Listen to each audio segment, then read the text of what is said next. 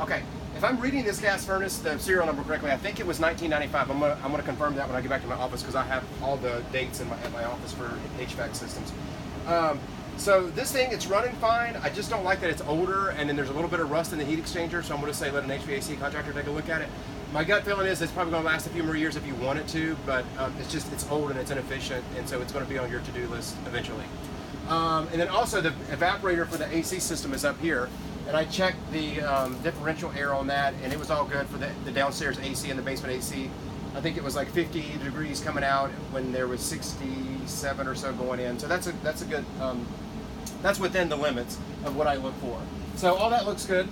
Just so you know, this is going to be your return air filter. You slide this out, and your return air filter is in there. I don't like that there's a hole right here. That's not very efficient, so maybe do a better door system there.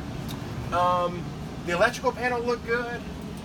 There's a few things with it. I mean, the big picture, it looks good. It was done neat and done well. There's just a couple things I'm going to point out. There's no screw here, so this is loose. I would get a better, this is called a, what do you call these? A blank cover. You can get a bigger blank cover, so you shouldn't be able to see in there like that. So that needs to be sealed off. So get that fixed. And then when they added this sub panel, a couple things with it, they didn't label it. This is a square D panel, and they should have used all square D breakers, and this is not a square D breaker. So just little things like that will be in the report. I have a feeling that this was added and the wiring goes up above the master bedroom. I'm going to call the main level master bedroom. And the wiring up there didn't look very professional, and I'll have pictures of that in your report.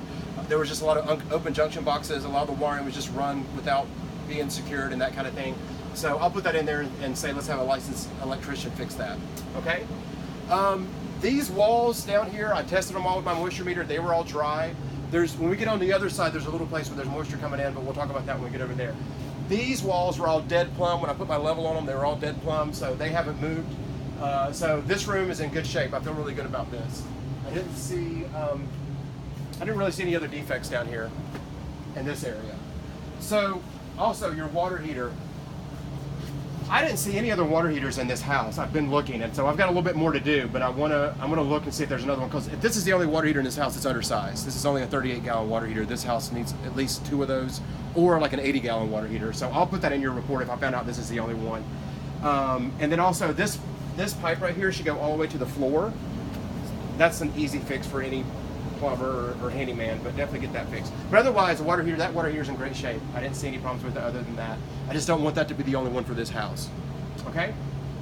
So I have, one more thing. I'm sorry, Elizabeth. I said it was dry. I said it was dry down here. At one time, there was water getting in here. See the water stains on the wood there? See those stains right there? So at one time, water was getting down here. Now today, these are all dry. So I think they fixed the problem. Do you think it could have been like an old water heater that, like... Could have been, because I don't see them at the wall. I don't know if they were coming in from the wall. It could have been a water heater. It could have been a condensation from this HVAC. It could have been any of those. So okay. I would think you're on the right path. It'd be more of that than coming from the walls. Okay. But it's dry. I think they fixed it. So, but with that, when we walk into the basement here, you can see just some trace signs of like fungal growth on the walls. Like over here, see on this baseboard? You can see how it splatters up here, like all that. Oh. That's fungal growth, which I think, happened maybe happened at one time. I don't know if that's still going on, but still we got to get that fixed. Got to get that cleaned off. Now, one thing.